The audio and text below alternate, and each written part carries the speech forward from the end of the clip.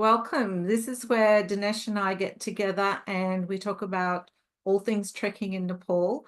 And today, what we're going to touch on is altitude sickness. And it's something that I think is on most people's mind, particularly if they've not been to Nepal before and this is their first trek at a higher altitude.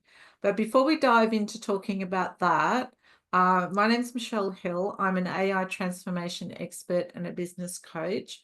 And my first visit to Nepal was almost 10 years ago now. Can you believe it? And I literally got on a plane from Brisbane and flew to Kathmandu, not knowing exactly what I'd got myself in for, because I'd never even done an overnight trek before I came to Nepal. But I it was one of those, I gave myself what I thought was going to be like this physical challenge, but it also turned out to be a really quite quite mentally challenging as well.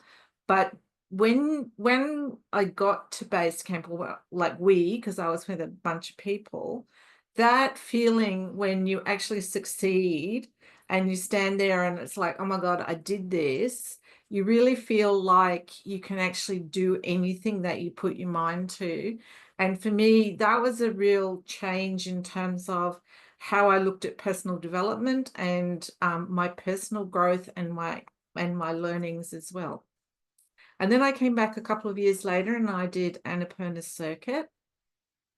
Again, I thought I knew what I was getting myself in for, but it's a little bit different to Everest Base Camp, sort of different types of challenges.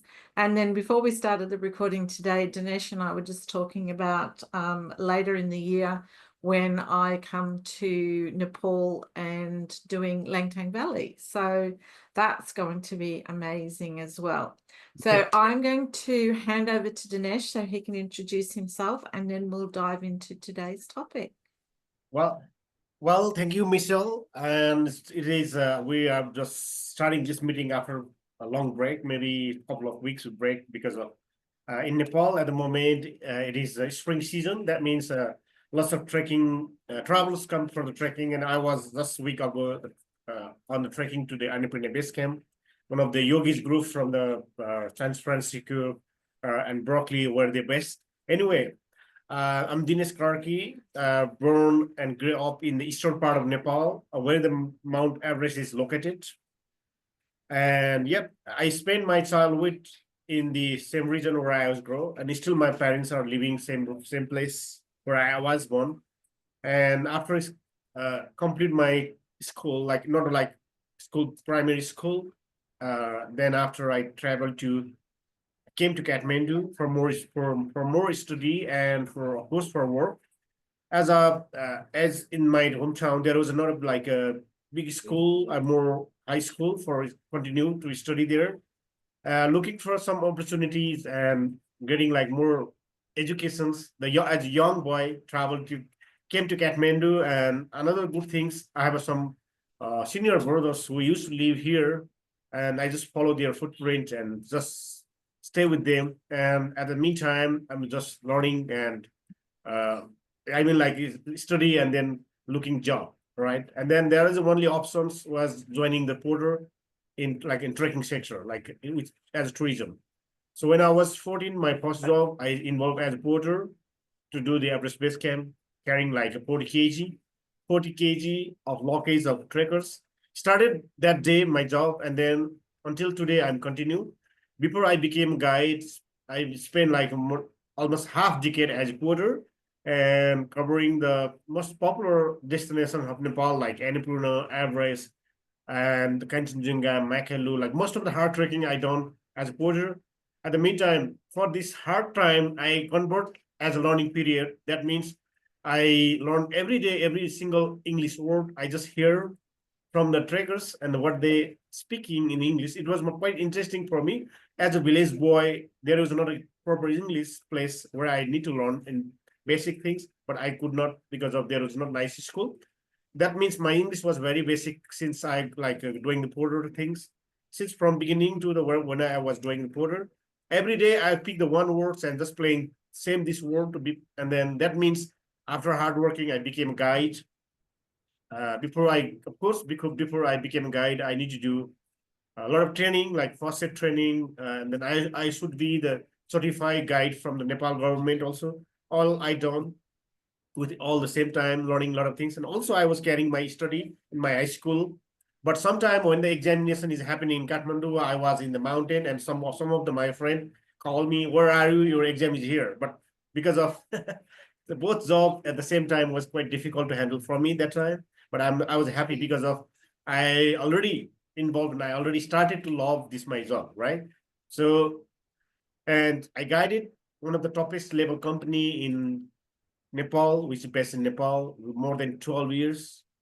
That means long journey already. And since 2015, after a lot of experience, knowledge, and I mean like a lot of things carrying in the mind, me and my colleague who were work together as a guided in the mountains, we decided to run our own business. Like I mean, like not more business, not about more business. We are thinking to give them different service than what we see from others, aiming a lot of aims and mission visions. So we started nature explore trekking in 2015.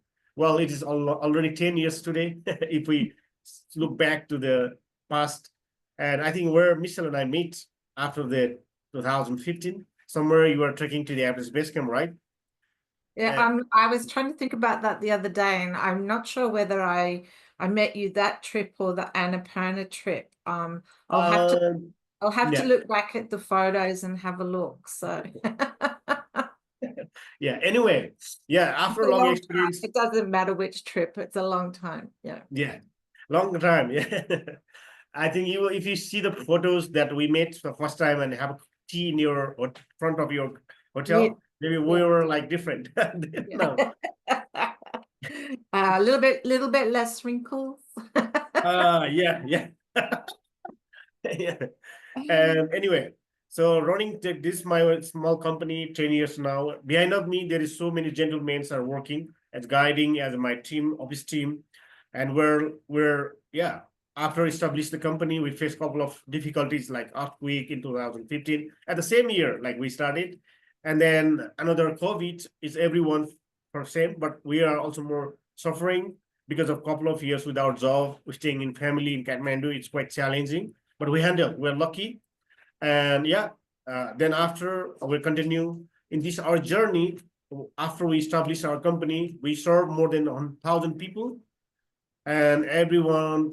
I mean, like not 100%, of course, but 99%. I can say like we're able to give the good service. That means we have a good reputations. Maybe a couple of hundreds review on TripAdvisor and Google, a lot of social media things. That means the tourism is back after COVID, and one of those local travel agents, as a local travel agency in Tamil, we are getting a lot of customers because of our feedback and mouth to mouth business. This is all happening because of our good friends from all over the world, like Michelle's, what a lot of helping us today Yeah. is this message to deliver and this my experience to share in a lot of like many network like Facebook, YouTube, or many things. That's we appreciate myself and all our team for Michelle too.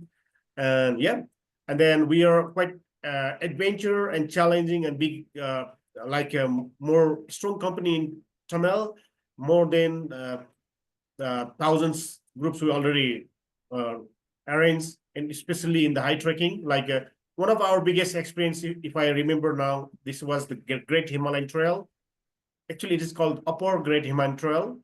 Upper Great Himalayan Trail, which is start from eastern part of Nepal, which is the border of India and Nepal, South Sikkim and Nepal. And then the Yep. trip start from there, and then all the high Himalayas go through. Along that trip, you have to cross many high passes, which is over 6,000 meters, 5,000 meters, no matter 4,000, that's uncountable. And then the trip is total 1,800 kilometers. And supposed to be, it takes 160 days, but under our leadership, under our experienced guide and staff, we done this one is 113 days, like 1 month earlier.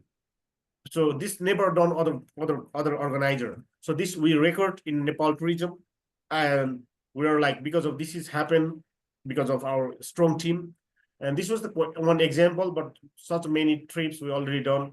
We're also specialized to organize the trip in Kailash. The Kailash is the in West Tibet, and which is like the Mount Kailash is as a symbol of God, like a Shiva in Yeah. Hinduism, and Buddhism is Guru Rinpoche, and Jainism also joining there, all like mix, and it is the center of the uh, like earth, right, where you can get a lot of energy. So Yeah. that's believe people more pilgrimage type of trip. So well, if I'm going to tell, maybe gonna like another hour. We have a very limited time. If anyone interested to know more about us, so always welcome with us. So we will talk more. So I think that's it for now. So if anyone, Okay. we can talk later. Okay. All right. So let's dive into this whole discussion about altitude sickness, because I think it's like, not that I'm an expert, but I feel like there's people who they think if they're fit and they're healthy, that they'll be okay, that somehow that's going to stop it. But the analogy I use as well is like, you don't know if you're going to get seasick until you go onto a boat, and you don't know if you're going to get altitude sickness until you get to altitude. And I guess that could be something that could worry people as well, in terms of, well, what if I get there, and what if this happens, and what if that happens? So it is a little bit of a fear of the unknown too. But what I thought we just might start off with is like, what is altitude sickness, and like what makes it happen? um, Thank you for the first questions. Normally, the altitude starts after 2,500 meters from sea level. Yeah. So when, and especially we feel the altitude when we have a less oxygen on our body, Yeah. right? So that means we will be above the tree lines, right? So when we are into the tree lines, into the forest, of course, we have a lot of oxygen because the trees makes a lot of oxygens. We'll be fresh, we'll be happy. But when we leave that part, and will not have that, right? So let's say if someone feel the altitude, normally they will receive the first like symptoms like a headache, right? Headache, also two types of headache. If you have a headache in front, you don't have to worry that much. It can be from the chill wind or dehydrations, but you have a headache really bad in your backside and side. So this year you can note it like you have something altitude. Of course, you can also receive more symptoms like vomiting, dizzy, noisiness, right? And like less appetite, and that is the normal symptoms, but depends on people. Some people receive the different way of symptoms like diarrhea, or like, of course, can be Yeah. different things also. So it's you better, when you have this kind of symptoms, you must have to tell or share your teammates or your guides who going to lead you. And if you don't tell that things what going to happen on you, so we will not know, right? That means your journey can be disturbed, or your life can be more dangerous. If you're having your symptoms on your body and walking more higher, that is another nice way to you travel your in the mountain, because of it could be start your heaven has. Heaven has is the another danger part, which is the frozen of water in your lungs. That means you cannot breathe, and it start your pneumonia. Yeah. It's like it's gonna be more dangerous. So Yeah. before going to be in different step, another step you must have to tell, and there is no need to worry. So there is a lot of alternative options. Let's say some of people start altitude and symptoms. There's so many options. The first things, we have to be descending at least 300 to 400 meters where you are from. Let's say Yeah. you have received this kind of symptoms more, then you're in 4,000 meters, right? When you're standing in 4,000, you can come down to 3,500. You will immediately get a lot better. Yeah. Okay, because of you, it's already higher, and you're coming down, it's much easier. So you don't Yeah. you will also walk easily because you're coming down, right? So, and then let's say you have lost normal, a little bit headache, you don't have to worry. Okay, you can wait in the same place where you were, drink a lot of water. And we also give some traditional way of treatment, like soup, garlic soup is the best uh, Okay. treatment in the mountain. And then, of course, we have also some medicine called Dimox. Yes. Diamox is the like That's what I took. I think both trips. mhm. And when I did Everest Base Camp, like I felt a little bit off color, but I didn't really have any symptoms. But I remember when I did Annapurna circuit, it started to feel like I was getting some sort of flu, but Mhm. like not really the flu. Yeah. Yeah. Mm. Yeah, this Dimox also help, but when you take the Dimox, of course, you will have some side effects, like a lot of loops. I mean, more time to go toilet, or like you have like something you can diarrhea can be diarrhea also from the Dimox. But Mm. we suggest if you are planning to have Dimox, you have to start from beginning, not the immediately when you feel the symptoms, right? Yeah. So Yeah. let's say you're doing the Everest Base Camp trek, for example. Normally the altitude will meet you from the non-temperature, okay? But you have to start the Dimox from first day or from Phagdi. We Yeah. suggest, I yeah, did. Yeah. we Mm. suggest to take a half pill, not a full pill. Yeah. The half pill means 125 gram, and every 6 hour difference, you can like if you take a half pill in the morning and you can take half in the evening. Some Right. people also do take a whole pill in one day, right? This is also possible. But my experience, as I'm trained from some doctors, mountain doctors, I Yeah. suggest always take a half pill in the morning, and then half fill before sleep. This makes you manage Yeah. your I guess that keeps it just at a more even level, doesn't it? Rather than one yeah, big dose yeah, that wears off over the whole day. Yeah. yes. And then when you reach over 4,000 meter, and then you can take the one pill because you are more in the higher, and then Yeah. that also can help you to avoid from the altitude. Yeah. And another golden way of avoiding the altitude is, so there is a lot of options. Okay, so you must have to drink a lot of water, at least 3 or 4 liters. Drink a lot Yeah. of hot water, and not smoke, not drink. If any travelers that you are like used to smoke, forget it for the few days until you come back. Nice Yeah. place. And drink water, not smoke, not alcohol, Yeah. and eat healthy food and focus on the organic food which grow around there. And yeah, this can be also help, and also walk very slowly. Of course, when you reach an over 3,000 meter, so don't rush, don't make hard for the breath. Okay, so just Yeah. go very slowly. If you like make, this will be more difficult. If you cannot control, you can be unconscious. So Yeah. always walk very slowly, and then let's say, of course, when you reach higher and higher, you will meet some ascending and or stepping up to the hill. Of course, you'll feel less oxygen on your body. If you do Yeah. that, take a lot of break, Yeah. rest, and drink water. And then you can also, of course, you will have some walking stick on your hand. So just hold in a stick and go down. It helps you to breathe easily. And then Yeah. also at the night time when you sleep, sleep in your side, not in the back, Okay. Yeah. because of this will help to easy to breathing, right? Like instead of Yeah. doing this.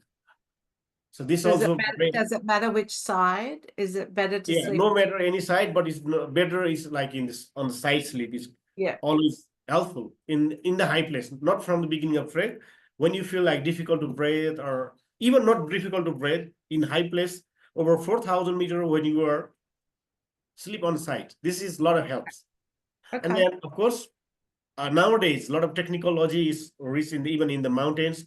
You have a Wi-Fi, you can get a Wi-Fi connect, or you can also get a lot of information. Your professional guide will have some oximeter. The oximeter can check your oxygen level, like how much oxygen on your body still, and your like heartbeat, everything can record. So according to that, so there is not a like less chance to have you trouble in that part. But Okay. you have to be with the safe hand and go with professional guide. Yes. Yeah. Yeah. Yeah. Now what else was I going to ask you? Oh, you've kind of touched on, yeah, the role of hydration and diet, and just, I guess it's like anything. If you're making sure that you're doing the most healthy things possible for your body, then obviously that's going to help as well. Um, but if somebody like you said, if somebody starts to have symptoms and you go back down, what happens if that doesn't help? What do you do after that? Thank you. It's also another, yes, let's say someone is already descending and is still not getting better. then the last option is evacuate to save nearest hospital. Because Yeah. otherwise, if we stay like longer, if you wait long time in the mountain, it's not gonna be nice. Like as I already tried to tell, like heaven has, this is gonna, if this start is gonna be, your life is damaged. So that means if we wait a couple of days and it's still same things, maybe few hours more, and we do the helicopter rescue. Yeah. That means only the call mountain taxi, the helicopter call in mountain taxi. So they will pick you from there to the nice hospital nearest from where you are. Yeah. Okay. What else did I have down here? We've kind of, yeah. So we talked about, oh, I guess what we didn't talk about too is acclimatization days that you build into the trek. So can Yeah. you just talk a little bit about that and how that works? Oh, this is very important. Yeah, avoiding the having altitude sickness. Of course, acclimatization is most important. Let's say, for example, when we do the Everest Base Camp trek, we do the acclimatization at Namche Bazar. And then like same, normally we suggest to have to make acclimatization day or over 3,000 meters or 4,000 in between. Yeah. Not only to avoiding this kind of issues, we plan to make two rest day, two acclimatization day during the Everest Base Camp trek, Yeah. right? One in Namche Bazar, another in Dingbuche. So Yeah. Namche Bazar is 3,500 meter sea level from sea level, and Dingbuche is 4,400 elevations from sea level, right? So you have the acclimatization day means you go to visit higher than you sleep, and you come back lower is for sleep. That means your body knows that you are higher and you're sleeping lower. So it's Yeah. allow you to adjust that kind of height, right? And same thing after two more day walk when you reach to the uh, Dingbuche village. So you will do the same. Morning after breakfast, you go hike to the viewpoint, where also advantage to the panoramic view of mountains, and Yeah. then you come down. You reach like nearly 5,000 meters from sea level, and then sleep in 4,400. That means your body is already higher than you are, right? So this also helps. And also, I always suggest even my clients, and as I'm guiding, go a little hike if you have time when you reach the camp, and in before dinner you can go 100 meter higher than you're sleeping, and then you Yeah. come down to the Yeah. tea house, because this means you're higher than you are, right? So that also help you to sleep well where you are staying. Okay. No, Yeah. I remember those days too. And as I said, being the naive person before I got there and it said rest day, I was imagining we were going to have this rest day, but we still hiked up and hiked back down again. Not all day, but yeah, wasn't quite the rest day that I envisaged. Yeah. Um, yeah, and do you have like anything that we haven't covered, like in terms of advice for people, or any personal stories that you have to share with us that might help people when they're thinking about planning their trek as well? Well, I think the highlight, of course, in our short meeting, we could not have enough time to talk about that. If we talk, it's gonna take maybe 6 hours. If we really go inside, but this is gonna be long in Yeah, this small meeting. Yeah. So I think we try to cover most of things, but still, I would say, on top of it, let's say if anyone planning to visit Nepal, please do mentally and physically well prepared, at least from 3 to 4 months from your trip. yeah, I mean, like at least 3 4 months before your trip start. This will help and do the hike for 5 to 7 kilometers a day. I mean, like walk, and then every end of the month, try go in the hike close nearby your hometown to test your yeah, walking ability, and go like do the like cardiovascular training, like all the which support for yeah, breathing in the mountains. And then do if you are interested, you can also join the yoga classes. Yoga also make your stamina strong. So yes, that means all about you preparing for your adventure, and this will help a lot. So even when you are strong stamina, so the altitude also cannot attack you, because of you. Even in little field, you will just kill him, right? You will be above that issues. yeah, So let's say if you are not prepared, just planning straight away from your office, you just pack your bag and come here. It could be because of you're new here and you're mentally will be also cannot think all of this new scenery. So that means please be prepared both mentally and physically. That will be happen. Of course, the altitude is big issues sometimes, but if we prepare, it is normal. That's the reason thousands of travel tourists do the trekking in Nepal, and I always suggest go with a professional guide and porter and good organizer who can make you the flexibility program and give you the nice suggestions to make your remarkable holiday in Nepal. Yeah, yeah. And when you just mentioned before that, yeah, I mean, we could any of these topics that we discuss, we could go on for hours because you can go very deep. For anyone watching the replay, if there is something specific, like do you want to understand more about altitude sickness and what you should be doing personally for yourself, please feel free to reach out to either Dinesh or myself. We're always happy, if you want to do a short Zoom call or you want to exchange emails. If you have any questions, it's better to ask them now than, be halfway through the trek and think, oh, I wish I would have found out more about this, because then it's a bit late. But you understand what I'm getting at. Like Yeah, we are yeah, available to help you, and both of us, um, the idea of talking about these topics is to help people understand and yes, prepare, so that, particularly as I mentioned at the start, for people who are coming for the first time, it's like anything. If you've never been somewhere before, you don't know what you don't know, and you don't know what to expect sometimes. Though these days, there's plenty of YouTube videos and all that sort of stuff, but um, actually having a chat with somebody who, like Dinesh, has many, many years of experience could really give you that peace of mind and the confidence to actually say, okay, I think this is something I should do. Because trust me, yes. it's amazing. Yeah. Okay, well, we might leave it there.